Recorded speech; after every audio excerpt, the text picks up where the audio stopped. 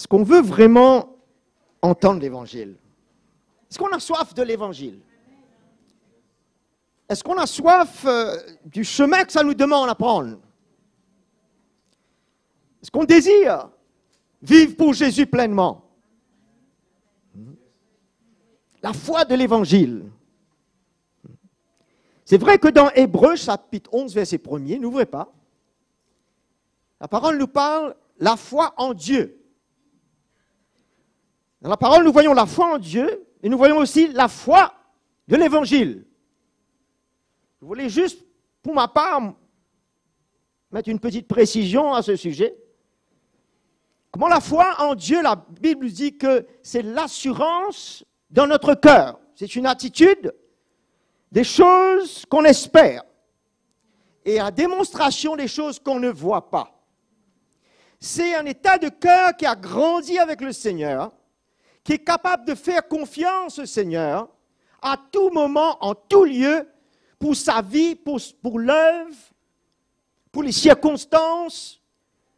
Quand on entend l'Évangile, la foi vient. Quand on entend Jésus nous parler, ça nous encourage, ça nous fortifie. Ça élève en nous un standard, si on peut dire. Ça nous met en position pour croire en Dieu, pour le faire confiance et qu'il puisse agir dans notre vie, dans nos situations. La foi en Dieu. C'est naturel que de grandir dans la foi en Dieu, parce que la foi vient. On ne fait pas d'effort. C'est une grâce de Dieu. Quand on se met disponible à la parole de Dieu et à l'onction de Dieu, la foi va venir. C'est notre marche de tous les jours. Ça va croître en nous. Nous allons de plus en plus pouvoir être plus à l'aise pour faire confiance au Seigneur. Plus que le mois dernier. La foi en Dieu. Mais je veux mettre une précision sur la foi de l'Évangile que Paul nous parle. Cela parle d'une réalité par la foi afin d'accepter une vie d'un prix à payer, de la souffrance, de l'opposition, de la persécution, de la perte de nos vies et des choses qui nous entourent. Quand nous mettons notre foi dans l'Évangile, qui est la mort et la résurrection de Jésus-Christ, ça va disposer nos cœurs pour une autre vie. Est-ce que vous comprenez ce que je dis là? Naturellement, la foi va venir dans nos cœurs. Vous êtes là? Nous lisons la parole, nous entendons l'évangile de la croix, bien entendu. La révélation de l'évangile, la foi vient. On grandit. Et tous les jours, ça doit grandir. C'est le fruit. Un fruit que nous portons. Mais quand on parle de la foi de l'évangile, c'est la révélation de cet évangile, de cette mort et de cette résurrection qui emmène un état en moi, qui me conduit vers une vie, qui me saisit. Paul dit, j'ai été saisi par Christ, par la foi de l'évangile. J'ai été saisi, mon cœur a été saisi. Je ne vis plus comme je veux. J'ai été saisi, il y a un but précis. Il y a une course. Je sais où je cours. C'est la foi, quand nous mettons notre foi dans l'Évangile, quelque chose va se passer pour saisir nos cœurs. Nous n'allons pas être tâtonnants, hésitants. Nous serons sûrs où nous allons. Et il y aura une vie au-devant de nous que nous n'allons pas refuser. Ça va disposer nos cœurs, la révélation de l'Évangile. Et quand on parle, lisons ici dans première épître à Timothée, nous allons rester dans Timothée ce soir. Nous resterons dans cette épître. Dans le verset 9 et 10, il nous cite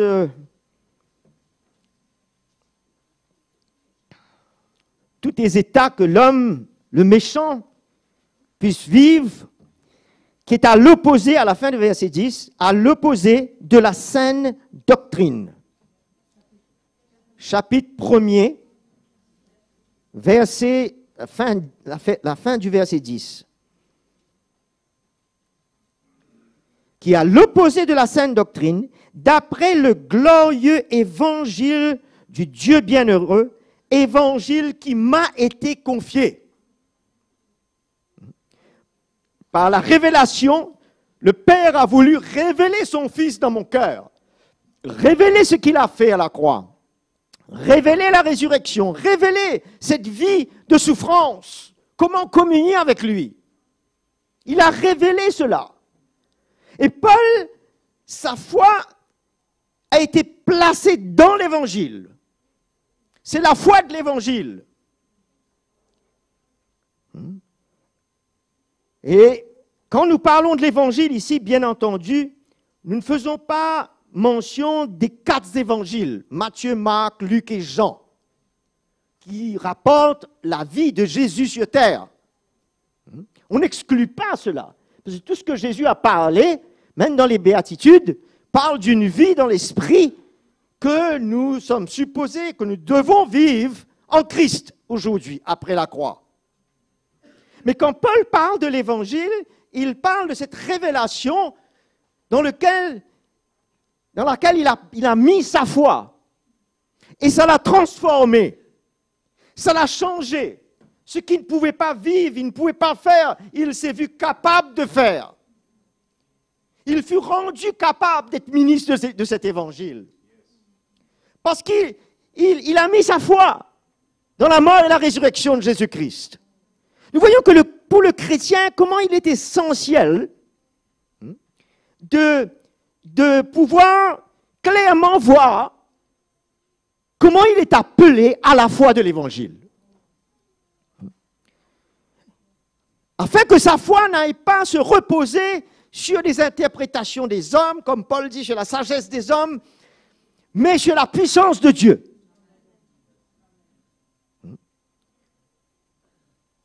Alors, c'est vrai que dans les évangiles,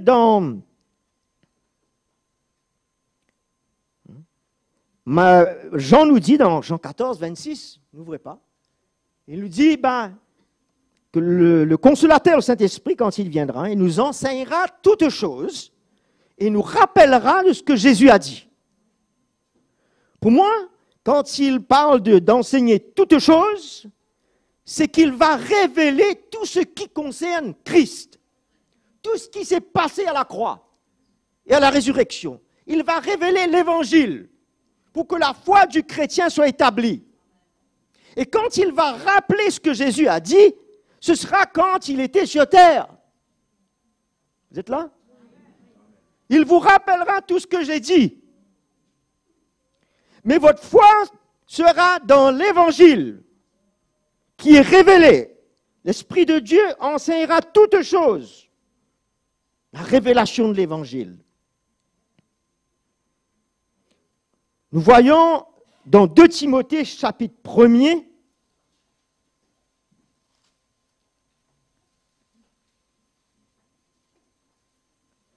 versets 10 à 14. Cette grâce a été manifestée maintenant par l'apparition de notre Seigneur, notre Sauveur de Christ Jésus, qui a réduit à l'impuissance la mort et mis à la lumière la vie et l'incorruptibilité par l'Évangile. C'est pour cet Évangile, voyez, c'est pour cela, c'est pour cet Évangile qui parle de sa mort, qui parle de la résurrection, qui parle de l'incorruptibilité. C'est pour cet Évangile que j'ai été établi prédicateur, apôtre et docteur. Et pour cette cause, pour cette vie réelle que l'Évangile va amener en moi, c'est pour la cause de l'Évangile, c'est pour ce que ça va me demander. J'ai été décidé de croire en l'Évangile et en tout ce que l'Évangile emmènera dans ma vie et me conduira à vivre. C'est pour cette cause, j'endure ces souffrances. Nous voyons finalement que la foi de l'Évangile nous emmènera à endurer et accepter des choses que nous ne pouvions pas avant. Vous êtes là? C'est vrai que la foi en Dieu, c'est naturel, ça vient tous les jours, ça devra grandir dans le Seigneur pour lui faire confiance. Mais la foi dans l'Évangile, quand elle est révélée, elle me prend du point A, elle m'emmène à B, C, D. J'avance, je cours vers un but, je suis prêt à vivre, à transmettre, à défendre, à proclamer une vie, pas un enseignement, une vie dans laquelle je me suis engagé. C'est ça la foi de l'Évangile. La foi dans la puissance de la mort, des souffrances, de la résurrection de Christ. Et je ne peux pas la proclamer si je ne suis pas prêt à m'identifier à cette mort, à ces souffrances. Et Dieu me rend capable. Dieu augmente ma foi. Dieu me rend capable d'accepter. Alors, quand on parle de souffrance, on peut se dire, bien encourageant. Mais quand on voit les choses dans l'esprit, quand on voit la valeur, l'honneur, le privilège qui nous est révélé par l'Esprit de Christ, de nous identifier à lui, c'est une grâce. Les premiers disciples voyaient cela un honneur, une grâce d'être persécutés pour le nom de Jésus-Christ. Moi, je crois que quelque part, leur foi dans l'Évangile, dans cette révélation, quelque chose s'est passé dans leur cœur. Quelque chose s'est passé dans le cœur de ces apôtres, dans le cœur de Paul. Et c'est le même esprit aujourd'hui qui veut révéler toutes choses, nous rappeler ce que Jésus a dit. C'est le même Saint-Esprit qui veut nous prendre de là où nous sommes, pour ne plus vivre d'une manière religieuse, dans une routine, mais d'être saisi par la foi de l'Évangile. Et pour nous emmener à oser, à accepter ce que nous ne pouvions pas, pour nous emmener à découvrir des valeurs en nous identifiant à Christ. La valeur de la croix, la valeur de sa résurrection. Ce n'est pas une connaissance, ce n'est pas un enseignement. Ma vie est concernée. Je ne peux pas dire oui, je connais. Ce n'est pas une connaissance. C'est une réalité où ma foi s'exprimera pour l'Évangile. C'est ça, c'est la cause. C'est pour cette cause. C'est pour cet Évangile et pour cette cause. Pourquoi je vis aujourd'hui? Pourquoi nous irons en Europe? Pour la restauration de l'Église. C'est pour cette cause. C'est pour que l'Évangile soit vécu par la foi du chrétien. Pas une petite connaissance de la parole, mais une vie où le chrétien est saisi, est emmené à vivre.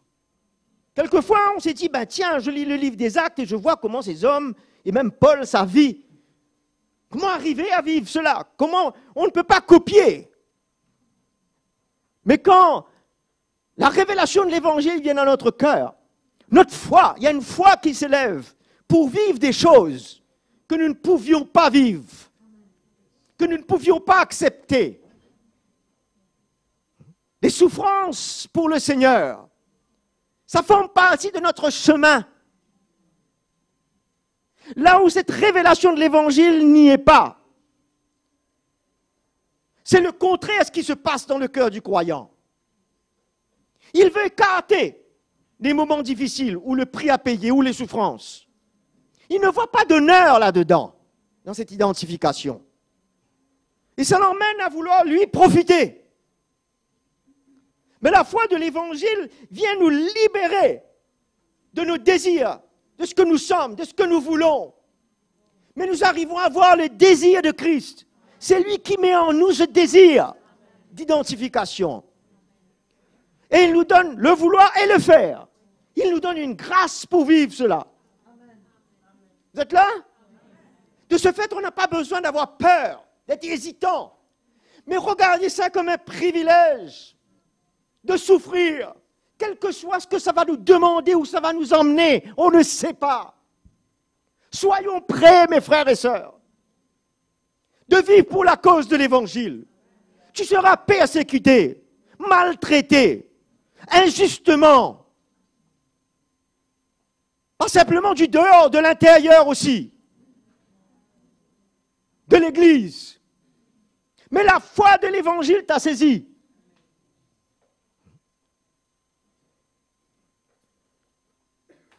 Jusqu'à l'heure, le chrétien a voulu, c'est bon, de vouloir grandir dans la foi,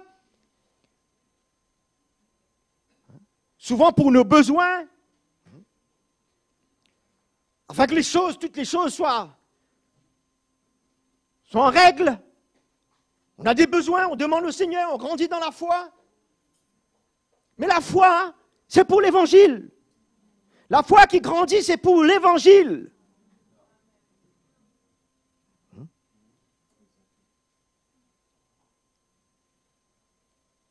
C'est pour cette cause j'endure ces souffrances, mais je n'en ai pas honte. Ça m'humilie, bien entendu, mais ça ne me diminue pas. Ça me qualifie.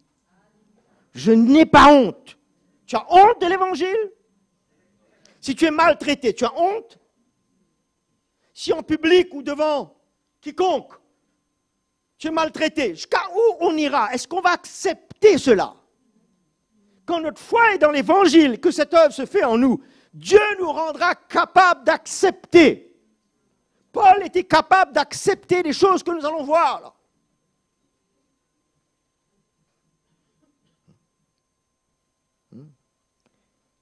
Quand je sais en qui j'ai cru, je n'ai pas honte. Alléluia. Je crois que c'est quelqu'un qui voit clairement au-devant de lui. Il croit et puis il parle d'une manière claire. Le chrétien doit pouvoir parler d'une manière claire. Sa foi dans l'Évangile. Pas à peu près. Oui, je sais, c'est bon, c'est un bon message. Merci Jésus. Ce n'est pas un bon message seulement. C'est un message qui te change et qui t'emmène à être ce que tu n'es pas aujourd'hui. Chrétien, frères et sœurs, t'emmène à vivre au-delà. T'emmène à sauter des barrières. À ne pas arrêter. T'emmène à persévérer où personne ne pourra t'arrêter. T'emmène à être patient. Persévérant. Il y avait un zèle dans ces hommes pour souffrir pour l'Évangile. Mais tout ce que ça vient, cela. Vous croyez que c'est naturel, ça? C'est en nous, ça?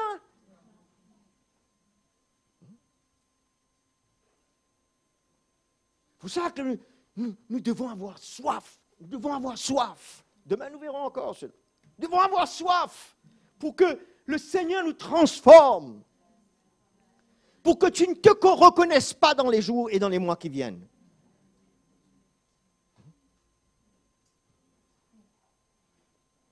Voilà la foi de l'Évangile. Une foi transformante.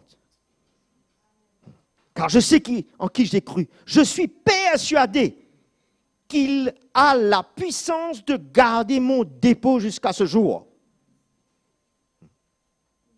C'était un dépôt, c'était une révélation. Ça mettait en lui un modèle pour que les autres suivent. Un modèle de persévérance, un modèle de souffrance.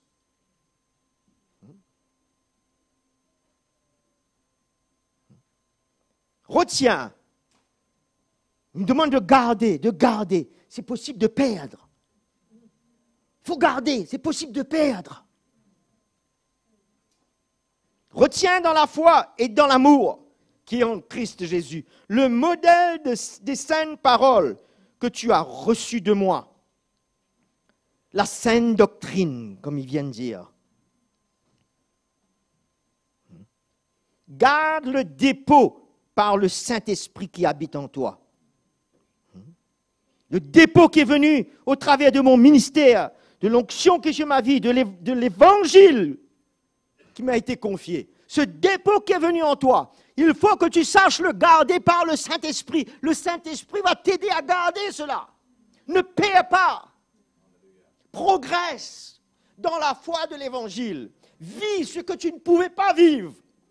Tout va devenir possible. Quand Jésus parlait, dans Matthieu 5 et 6, si quelqu'un te frappe, tu présentes l'autre face. Waouh! Il parlait, il dit qu'il nous rappellera de ça. Mais pour le vivre, j'ai besoin que ma foi soit dans l'Évangile, parce qu'à travers la croix et la résurrection qui amène cette transformation en moi, je serai capable d'accepter une telle chose. Jésus en a frappé, craché sur lui, abusé. Ésaïe 53 me dit qu'il était un homme de douleur, qu'on détournait la face, un homme de souffrance. Et moi je suis Jésus. Si je marche avec lui, je vais éviter ces choses. Mais quand je le suis, c'est inévitable. C'est pour ça qu'il a dit, si tu veux me suivre,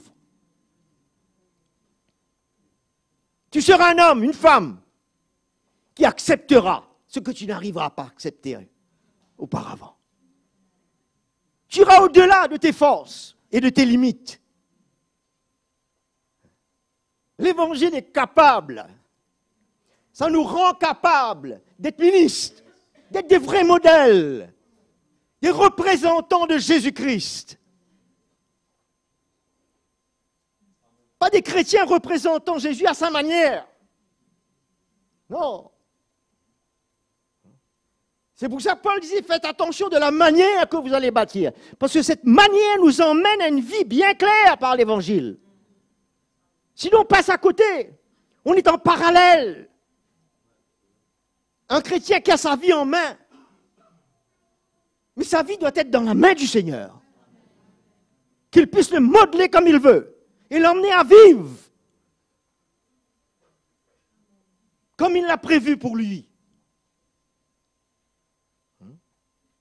Chapitre 2, verset 1er. Toi donc, mon enfant, Timothée, fortifie-toi dans la grâce qui est en Christ Jésus. En d'autres mots, voilà ce que tu es appelé à faire, c'est de souffrir avec moi. Comment vas-tu faire cela? Il te faut te fortifier dans la grâce du Seigneur. Comment se fortifier dans la grâce du Seigneur? Dans sa parole, dans sa présence, dans la révélation de l'Esprit. Le Seigneur veut fortifier, nous fortifier, parce que nous ne pouvons pas entreprendre, persévérer dans une vie pareille, sans être continuellement fortifié. Et pourquoi ne veux-tu pas te fortifier aujourd'hui? Moi je dis, celui qui voit, qui a la foi dans l'Évangile, il va vouloir se fortifier tous les jours, toutes les semaines, parce qu'il sait, il ne sait pas qu'est-ce qu'il attend, mais il est prêt. Il est prêt. Mais quand on ne voit pas cela, c'est à la légère. Bon, on se dit, on verra. S'il y a un problème, un moment difficile, ben, il sera temps pour moi d'aller crier un petit peu au pied du Seigneur. C'est pas ça la vie chrétienne. La vie chrétienne, dans Ephésiens 6, il nous dit qu'on se fortifie d'avance pour les mauvais jours. Parce qu'on sait qu'on va vivre des mauvais jours. Ah mon frère, mais tu me dis que tu prêches la bonne nouvelle. Mais c'est une bonne nouvelle quand tu vois la foi de l'Évangile. L'honneur, la grâce, le privilège d'être sur ce chemin que Jésus a vécu. Laissez-moi vous dire, pendant que j'étais en Israël, c'est vrai que c'était dans le naturel. Quand nous avons passé dans le désert de Judée, là où Jésus a été poussé par l'Esprit pour être tenté. Mais quand je vois ce désert, mais c'est vraiment un désert sec, brûlant. Comment est-ce que le Seigneur est arrivé jusqu'à là? Je ne sais pas si c'était sur le dos d'un âne, sur un chameau, Ok, c'est vrai que la souffrance de la croix, c'est la plus grande souffrance pour nous. Mais vu qu'il était un homme de douleur et de souffrance, tout ce qu'il a vécu, c'était un prix à payer. D'aller vivre seul à 40 jours. Si vous allez dans cet endroit, c'est ça un petit peu qui rend un petit peu plus la réalité quand on voit. Parce qu'on ne s'imagine pas ce que c'est.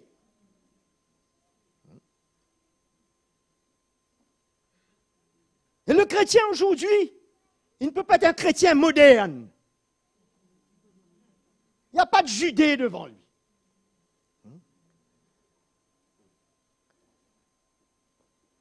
C'est chaud, mais on met le climatiseur.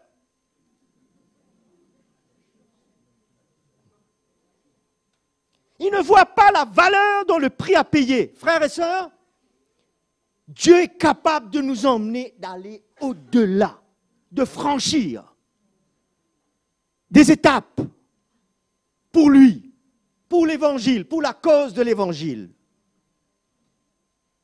Et c'est une grâce de la part du Seigneur. Fortifions-nous pour ce but. Verset 3, souffre avec moi, fortifie-toi et puis souffre avec moi, comme un bon soldat du Christ Jésus. Va faire ta petite vie comme tu veux. Tu viens dans tes réunions et puis ça va. Tu as passé ton examen, on va cocher, c'est bon. Non. Fortifie-toi continuellement. Souffre avec moi. C'est une grâce, frères et sœurs. C'est la foi de l'évangile qui grandit dans notre cœur pour un but. Ça amène un but, ça amène un état de vivre en nous. La foi de l'évangile. Dans le verset 8, souviens-toi de Jésus-Christ ressuscité d'entre les morts, issu de la descendance de David, selon mon évangile, pour lequel je souffre, jusqu'à être lié comme un malfaiteur. Pourquoi est-ce que je lirai ce verset? Est-ce que Paul voulait être un grand homme connu, grande réputation, de vivre comme cela? Non! C'était son identification à l'évangile, à Jésus, et qui est la nôtre aussi, à nous tous. Souffre avec moi. Souffrons avec le frère Mickey, avec les anciens, souffrons ensemble. Souffrons pour l'évangile. Payons le prix. Acceptons ce que Jésus veut. Jésus a été au-devant de toi et moi, un homme de douleur et de souffrance. C'est un privilège. Les premiers disciples voyaient cela un honneur. Comment tu vois ça aujourd'hui? Tu répugnes? Toi et moi, nous devons grandir alors dans la foi de l'évangile. C'est une grâce. Vois ça comme une grâce. Jésus va te donner et me donner une grâce. On te frappe, il va me donner une grâce. Sinon, comment allons-nous nous comporter dans les jours qui viennent? Comment est-ce que nous allons nous comporter? On va se sauver.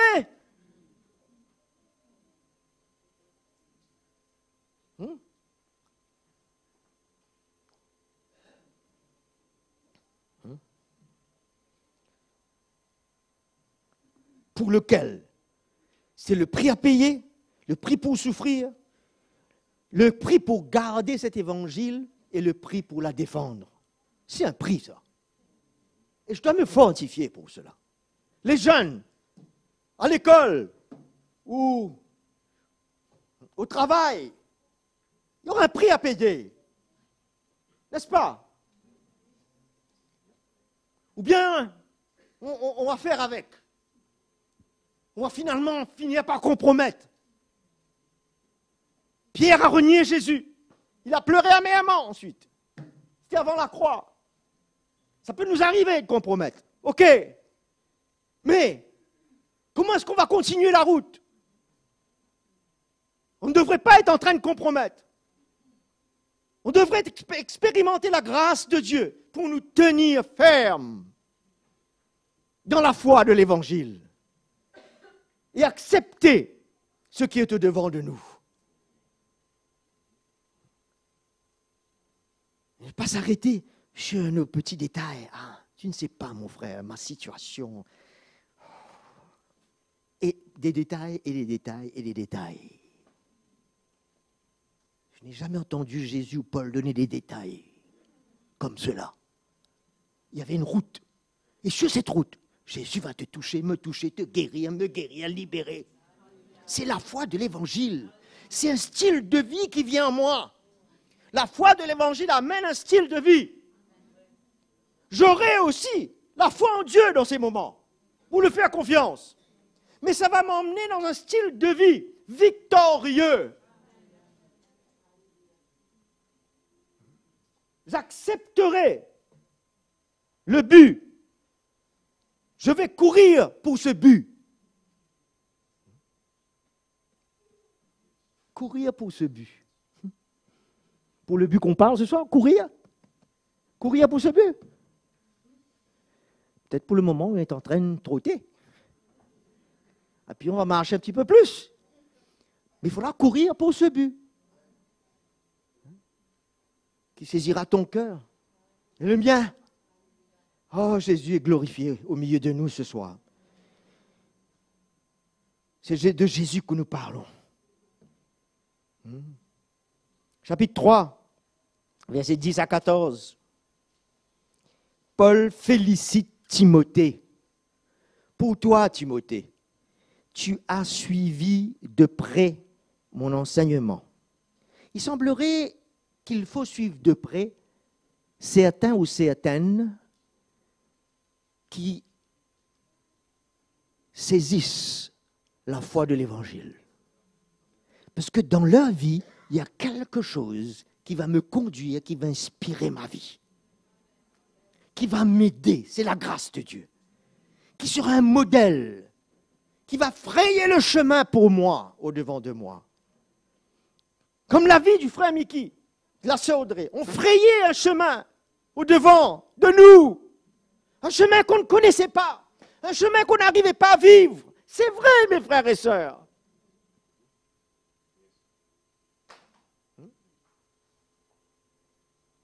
Et il y a ces modèles, et on ne regarde pas, on ne prend pas cas, mais c'est une grâce pour pouvoir vivre la vie de l'Évangile. Suivre de près. Timothée a suivi de près, pas de loin. Et je fais mes affaires toujours, je suis de loin. Moi, je suis un suiveur de loin. Je suis là toujours. Mais je suis de loin. Il a suivi de près mon enseignement, ma conduite, de la manière que je me conduisais pour l'Évangile.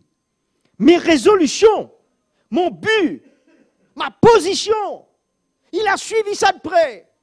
C'était pour Jésus. C'était pour la cause de l'Évangile. Il a suivi ça de près. Ma patience, ma foi dans l'Évangile. Mon amour et ma persévérance. Il a suivi de près. Mes persécutions, mes souffrances. Pourquoi suivre de près? Pourquoi? Comme il a dit, va chercher des hommes fidèles pour confier ce même cœur, ce même évangile, pour qu'eux aussi ils vivent sur ce chemin. La foi de l'évangile nous emmène à vivre sur ce chemin. À vivre cette vie. À l'accepter comme un privilège. Et Dieu nous donnera toujours de la joie, la grâce. Tu veux connaître la joie de Jésus pleinement? Et moi, j'ai connu de la joie de Jésus. Oui, c'est vrai, quand j'ai accepté Jésus, sa joie est venue dans mon cœur. Il y a une plus grande joie encore.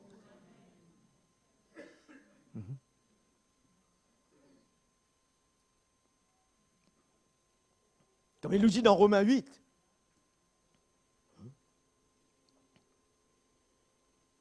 « 17. Qui nous a fait grâce, non seulement de croire en lui, mais de souffrir pour lui. » Non, ça c'est dans Philippiens, pardon. Dans Philippiens 1, 29.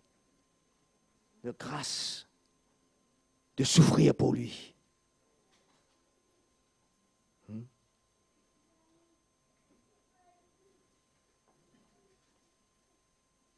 Quelle persécution!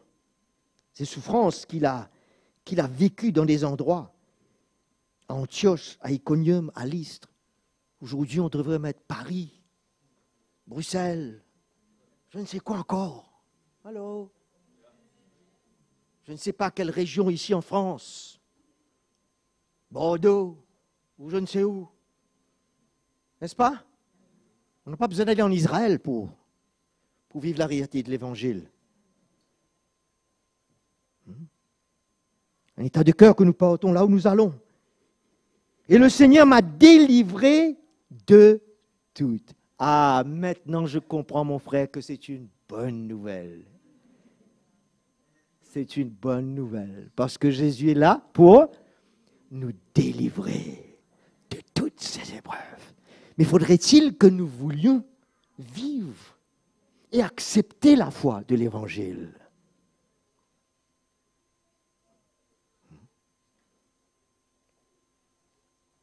Alléluia. Tous ceux, les anciens, les diacres, les diaconesses, c'est ça que nous vivons là? C'est ça que nous lisons là? Tous ceux c'est qui? Nous tous. Tous ceux, d'ailleurs, qui veulent vivre pieusement en Christ, seront persécutés. Qui voudront vivre pieusement. Vous êtes là? Qui voudront vivre cette vie. Qui voudront s'identifier à la foi de l'Évangile.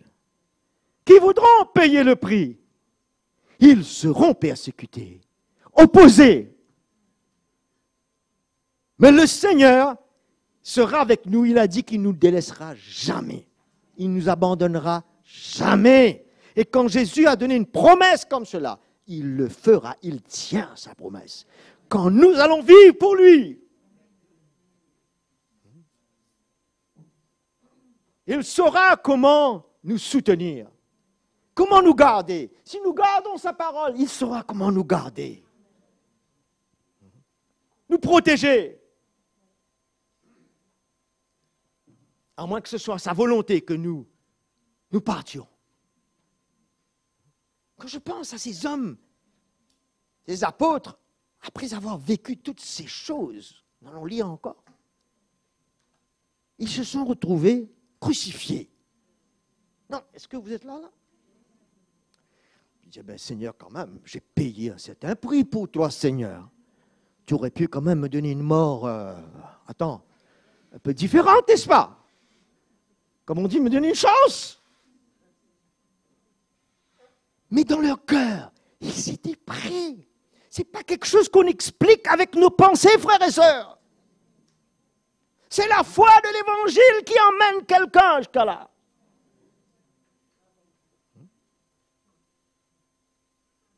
Ça bouleverse, ça me transforme, ça me fait aller au-delà de moi-même et accepter ce que je ne pouvais pas accepter. Étienne fut lapidé. Il a eu une grâce extraordinaire. Mais il était prêt.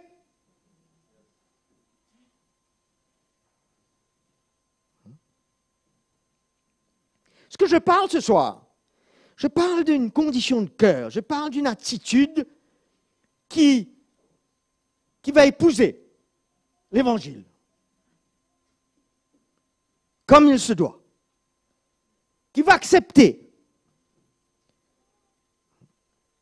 Qui va s'offrir comme un sacrifice vivant. Comment penser à s'offrir en martyr? Je ne dis pas que ça va arriver pour nous, mais je parle d'une attitude sans que nous puissions nous offrir aujourd'hui comme un sacrifice vivant. C'est-à-dire, c'est une attitude qui est prêt. On est prêt à prendre un chemin, quel que soit, qu'est-ce que ça nous coûtera? On est prêt. Pas une petite douleur, une petite situation qui arrive, comme si c'était quelque chose d'extraordinaire. Dieu va nous faire grâce de nos petites douleurs. Croire à Dieu, merci Jésus, il va nous faire grâce de nos petites situations et inconvénients. Mais la foi de l'évangile, c'est tout autre. Ça nous emmène au-delà. Pourquoi est-ce que ces frères vont vivre ces choses qui est une réalité de cette vie, et nous allons lire. Merveilleux, c'est extraordinaire. Hein? Vraiment, c'est extraordinaire. Hein? Mais pourquoi c'est là? Ça dépeint une réalité de vie pour la cause de l'Évangile. Et on s'exhorte ce soir. On veut s'encourager à saisir le but et à ne pas tâtonner, à courir vers ce but. Chacun de nous, nous chercherons le Seigneur. Il trouvera notre cœur, nous allons le trouver. De la manière qu'il veut qu'on le trouve. Pas de la manière qu'on veut le chercher. Mais le chercher pour trouver la manière qu'il veut que nous vivions. Pour lui. Le contraire de cela, beaucoup de chrétiens cherchent le Seigneur pour leur bénédiction. Nous nous cherchons pour être persécutés, pour payer le prix. Et nous voyons ça une bénédiction extraordinaire.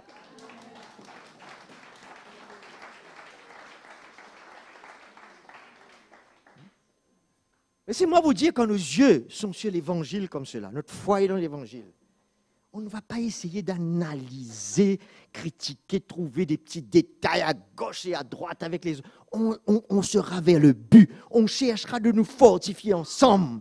On cherchera de nous établir dans la foi de l'Évangile parce qu'il y a un but, parce que nous avons à faire face à la réalité. Vous croyez quand ils étaient enfermés dans cette chambre, ces disciples, ils craignaient la fureur de ces Romains. Ils étaient ensemble. Vous croyez qu'ils se tapaient dessus? Vous croyez que c'était un moment pour se taper dessus, là? Pour essayer de trouver des petits détails dans la vie de l'un et de l'autre? Ils étaient sur leurs genoux. Ils criaient parce qu'ils vivaient un chemin.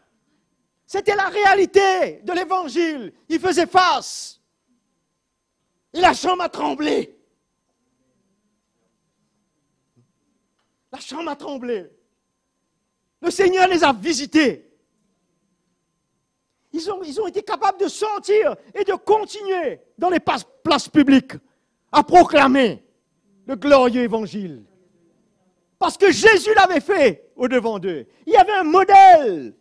Aujourd'hui, il y a un modèle au-devant de nous. Nous bénissons Jésus pour le ministère de l'Esprit, le ministère apostolique, le modèle qui est devant moi, qui est devant vous, que nous devons suivre. On n'est pas parfait, mais nous voulons goûter du réel. Nous ne voulons pas vivre l'à peu près et le superficiel. Sortons de notre coque d'habitude, d'égoïsme. Le je me moi, tout ça concerne moi. La foi, c'est pour l'Évangile. C'est pas pour moi. La foi, c'est pas pour moi, c'est pour l'Évangile. Mais je vais expérimenter dans cette foi mes besoins rencontrés. Dieu intervenir dans ma vie. Parce que Dieu va me faire grâce. S'il a fait trembler une maison, mais c'est quoi? De rencontrer mon besoin. Il a rencontré les besoins de ces hommes. Et automatiquement, notre foi en Dieu va grandir. Nous allons espérer. Nous allons croire dans les choses qu'on espère. Nous aurons une assurance dans les choses qu'on espère. Ça va grandir. Mais cette foi dans l'Évangile va me positionner, va me mettre dans une vie qui est tout autre que ce que l'homme pense. Le raisonnement, les émotions. Souffrir est un privilège.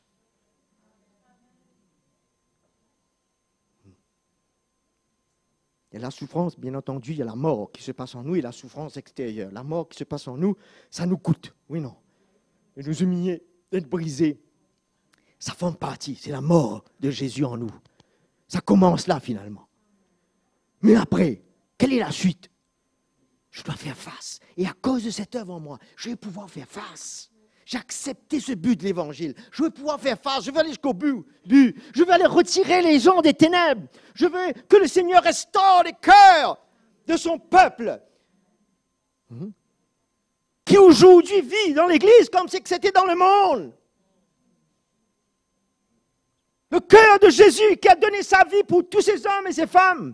Il a souffert. Où tu es? Qui enverrai-je? Où tu es? Pour t'identifier comme cela. Ça me concerne. Ça te concerne. Le but du ministère apostolique, c'est ça. C'est la grâce que Dieu nous fait de participer. Paul dit, je veux connaître, je veux connaître. Connaître quoi? Des choses ici? Je veux connaître quoi? Les souffrances de Christ. Il a vu, sa foi était dans l'évangile. Je veux connaître ses souffrances. Sa mort en moi.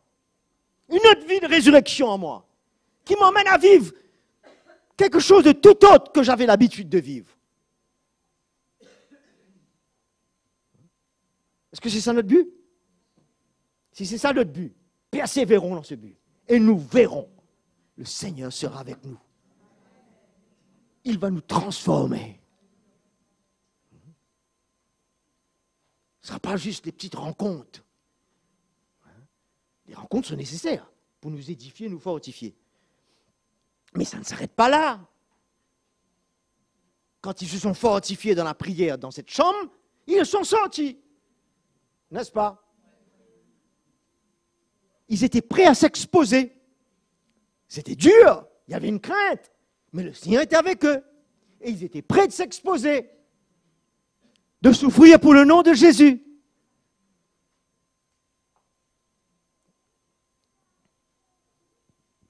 Suis-moi de près, Timothée. Tu as suivi ma vie. Tu as vu de près tout ce que j'ai souffert.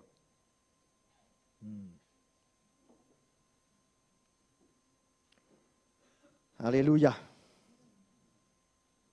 Nous voyons toute l'opposition qu'il a reçue extérieurement. Mais voyons l'opposition intérieurement maintenant, dans l'Église. Tout ça, c'est inclus, c'est dans la boîte, comme disait Fermeki. Hein? C'est inclus tout ça.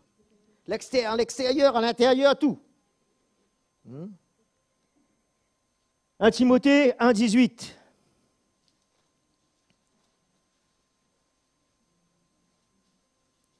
La recommandation que je t'adresse, Timothée, mon enfant, selon les prophéties faites à ton sujet, c'est que, d'après elles, tu combattes le bon combat.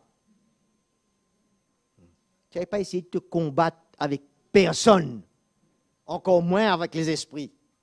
Le combat, c'est le combat de ta foi.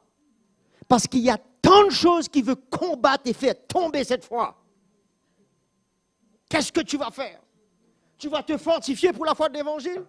Ou tu vas te laisser aller? Parce que ça va combattre ta foi. Moi, je dois veiller sur moi-même, sur ma foi. Toi, tu dois veiller sur la tienne. Et tu dois combattre le bon combat en gardant la foi.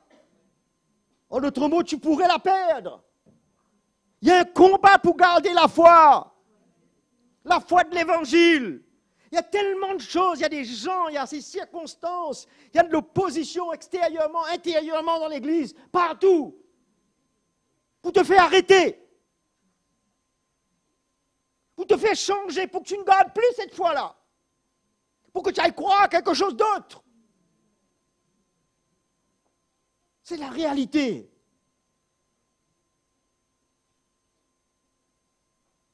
L'ennemi veut détruire.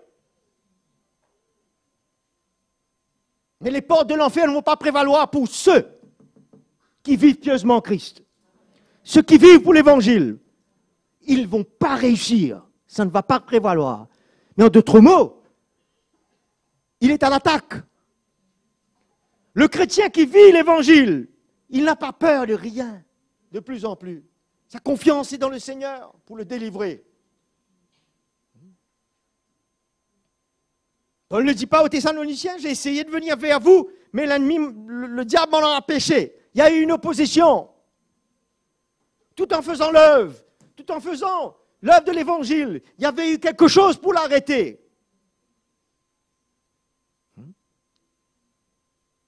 C'est pour ça qu'il dit, priez pour moi, afin qu'il me soit donné, avec hardiesse, d'annoncer l'évangile, que les portes s'ouvrent. Parce qu'il y a des blocages, il y a des choses pour arrêter. Mais moi, je veux donner ma vie. Qu'est-ce que ça me coûtera pour souffrir pour l'évangile? Et toi?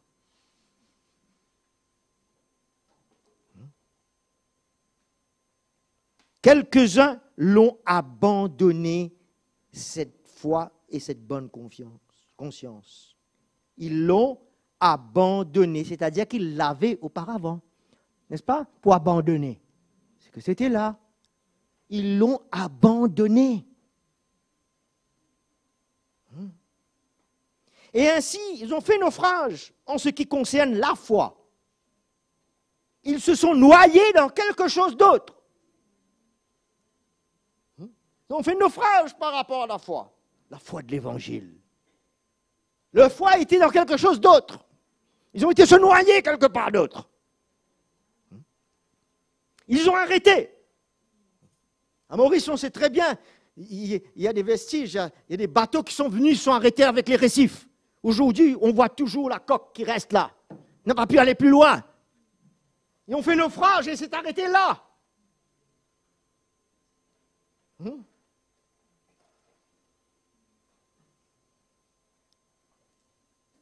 De ce nombre sont Hyménée et Alexandre que j'ai livrés à Satan afin qu'ils apprennent à ne pas blasphémer. C'était des hommes qui étaient là, qui servaient, qui ont fait naufrage. Et c'est préférable pour eux qu'ils perdent, s'il le faut, leur vie naturelle, mais qu'ils gardent, qu'ils puissent être sauvés.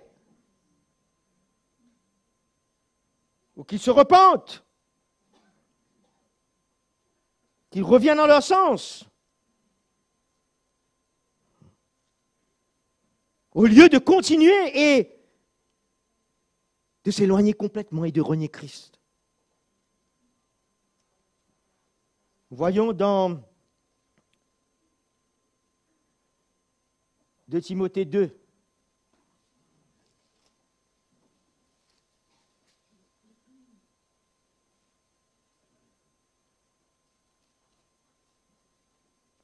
Versets 14 à 21.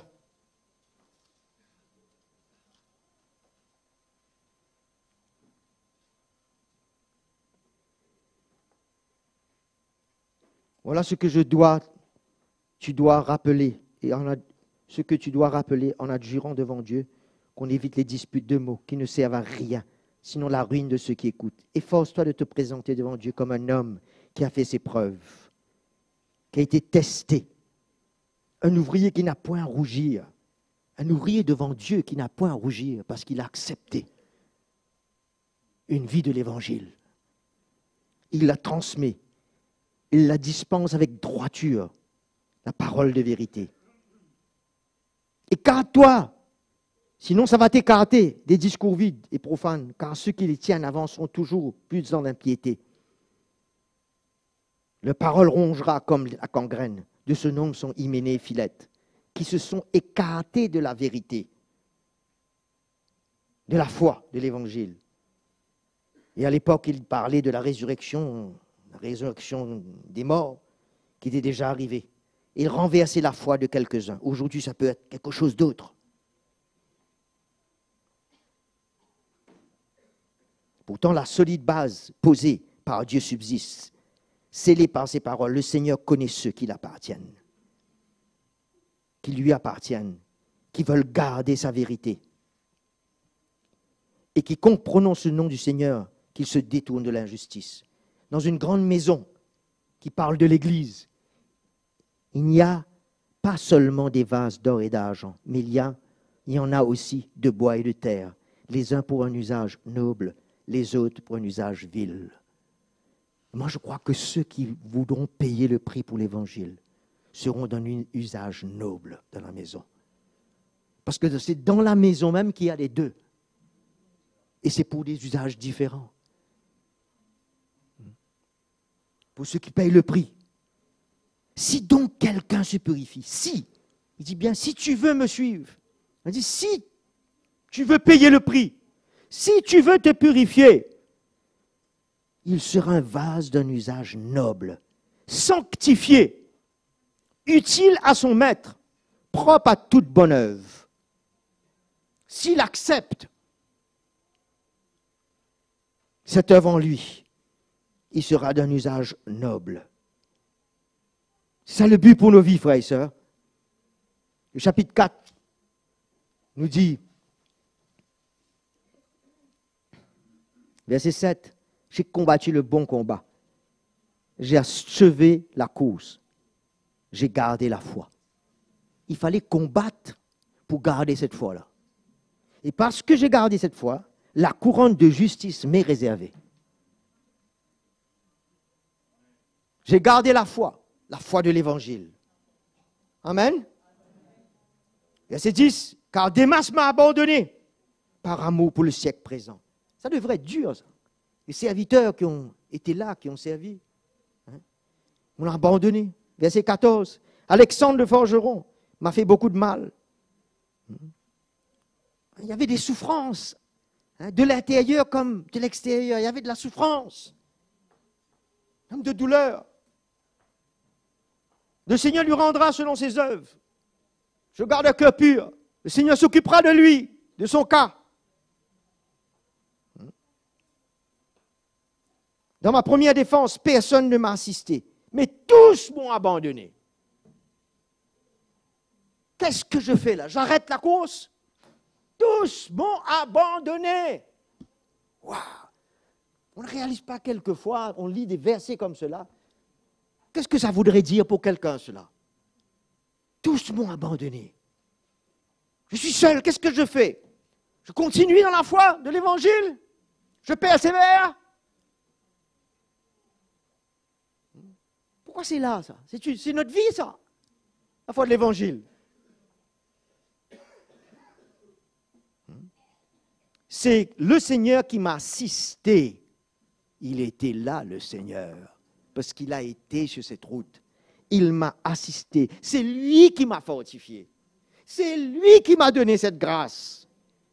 Afin que la prédication soit portée par moi à sa plénitude et entendue de tous les païens. Même s'ils m'ont abandonné, le Seigneur était là. Sa grâce était là. Je continuais. Et le Seigneur, il dit, et j'ai été délivré de la gueule du lion. Waouh, il fallait croire que c'était quelque chose de fort, la gueule du lion. C'était quelque chose de fort, comme épreuve, comme opposition. Le Seigneur me délivrera de toute œuvre mauvaise et me sauvera pour me faire entrer dans son royaume céleste. Il me sauvera. J'ai payé le prix. À lui soit la gloire. C'est comme David. C'est le même langage que David. Je me rappelle, il m'avait délivré du lion, de l'ours. Il me délivrera du géant. Dieu est avec nous. Pour celui qui accepte, l'évangile n'est pas pour celui qui n'accepte pas. Et de payer le prix. Et qui se tourne compte, qui a des analyses, des explications, des discussions folles.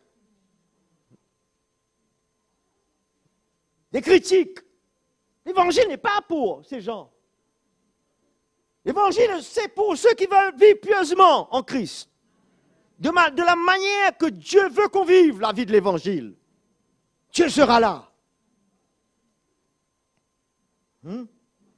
Jusqu'à où serons-nous prêts à aller pour endurer pour la foi et la vie de l'évangile? Jusqu'à où? 2 Corinthiens 11. Mais je vais lire le verset 23. Sont-ils serviteurs? Ils peuvent être tous hébreux, israélites, descendants d'Abraham. Mais sont-ils serviteurs de Christ?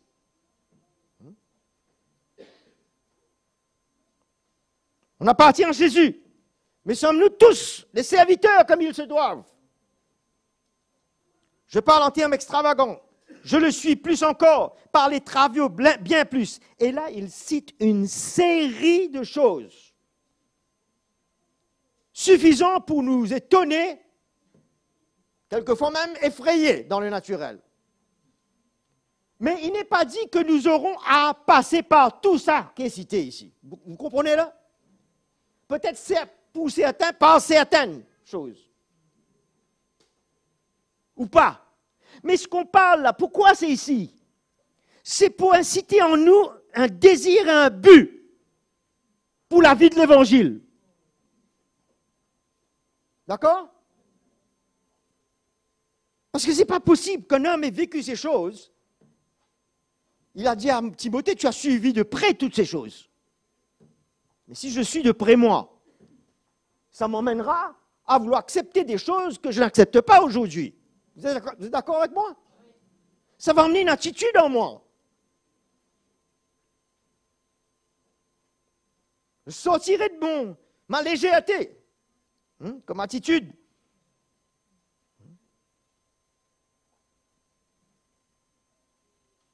Il y avait tout, il y avait toutes sortes de dangers. Dans le désert, dans la mer, parmi les faux frères. Souvent des veilles, dans la faim, la soif, souvent des jeûnes dans le froid, le dénuement. Sans parler, ma préoccupation quotidienne, le souci de toutes les églises. Et avec ça, des frères nous quittent. Se tournent contre lui. Alors nous voyons qu'il y avait la position extérieurement, mais intérieurement. Mais c'était une vie. Il dit, c'est pour cela, c'est pour cette cause, pour l'Évangile, que je me donne. Une identification en Jésus dans nos vies par sa mort en nous et par sa résurrection en nous et par ce qu'il nous demande de vivre pour lui. Souffrance, position. Alors il y a 3 catégories de chrétiens, ceux qui n'arriveront pas à entrer dans cette réalité de vie. Parce qu'ils n'ont pas pris leur croix pour suivre Jésus. Ils n'acceptent pas cette réalité. Alors le premier pas, on accepte de prendre la croix pour que Jésus nous change. Il y a d'autres étapes encore. Jésus veut nous emmener, oui ou non? Il y a un but, ça suit là. Il y a certains qui ne vont pas vouloir entrer, comme il y a certains qui ne veulent pas accepter de prendre leur croix aujourd'hui. Ils veulent vivre leur petite vie chrétienne à leur manière. Il y a différentes étapes. Jusqu'à où serons-nous prêts à aller pour payer le prix pour l'Évangile? Il y a la deuxième catégorie, ceux qui le vivront, qui vivront pieusement en Christ. Et ceux qui le vivront pour un temps, mais qui s'écarteront. Il y a tout ça.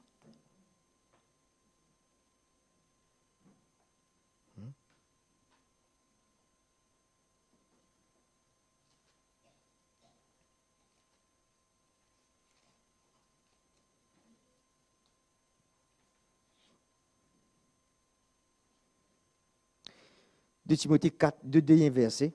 2 Timothée 4, chapitre 4, verset 2. Prêche la parole, insiste en toute occasion, favorable ou non, convainc, reprend, exhorte avec toute patience et en instruisant. Car il viendra un temps où les hommes ne supporteront plus la sainte doctrine. C'est-à-dire qu'ils supportaient possiblement avant, maintenant ils ne supportent plus. Mais au gré de leur propre désir, avec le démangeaison d'écouter ce qu'ils veulent à leur manière, ils se donneront à leur propre maître, à eux, selon leur choix. Et ils se détourneront leurs oreilles de la vérité. Qu'est-ce que toi et moi nous allons faire? Mais ils se tourneront vers les fables. Qui c'est qui est la source? Quelle est la source des fables?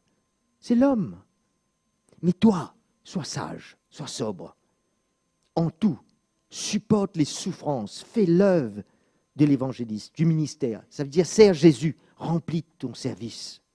Sois fidèle jusqu'à la fin.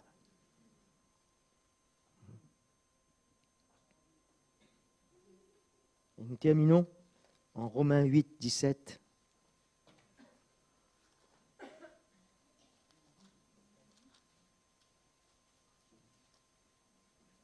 Or, si nous sommes enfants, nous sommes aussi héritiers, héritiers de Dieu et co-héritiers de Christ.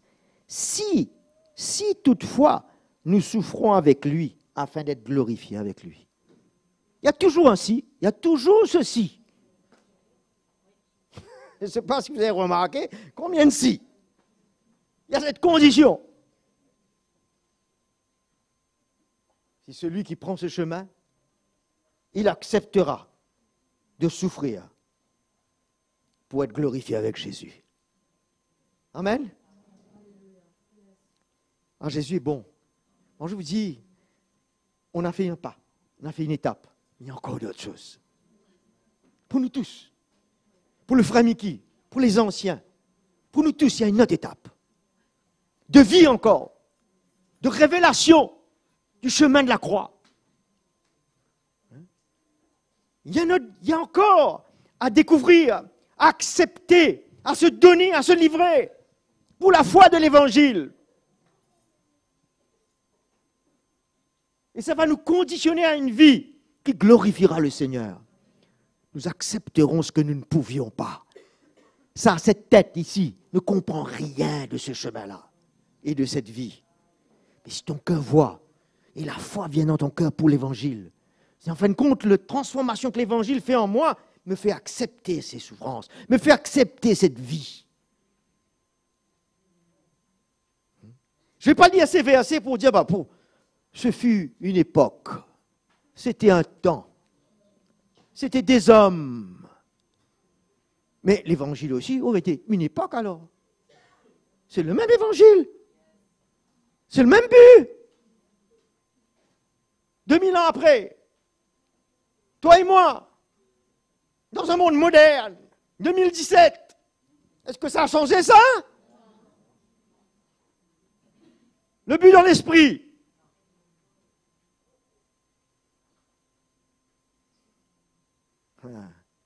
C'est pour ça, sois ancré, sois fermé, sois établi, pour que tu ne perdes pas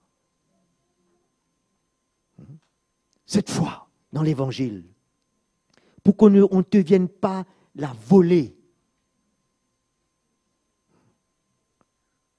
pour quelque chose de piètre, d'aucune valeur de l'homme, qu'on vienne te la prendre comme cela. Nous avons vu les cas de tous ces hommes. Ils sont écartés, frères et sœurs. C'est un combat. Mais Jésus est là. Celui qui va combattre jusqu'à la fin, nous verrons demain. Il sera le vainqueur. Dieu a réservé les choses.